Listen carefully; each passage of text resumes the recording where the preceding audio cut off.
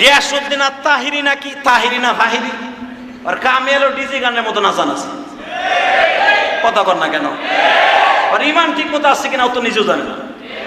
ও যে কথা বলছে ফতোয়ায় স্বামী হিসাবে, ফতোয়ায় দুরুল মাখতার হিসাবে প্রত্যেকটা কিতাবের মধ্যে আসো, যদি এটা মনের থেকে বলে থাকে যে আল্লাহর দন রসুলকে দিয়া, যদি মনের থেকে বলে থাকে ডাইরেক্ট কাফের মেয়ে।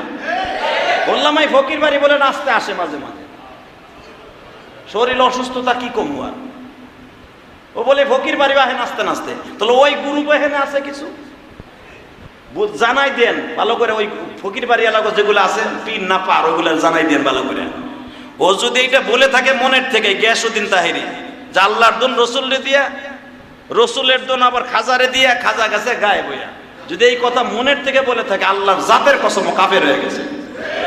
কথা বলেন না কেন?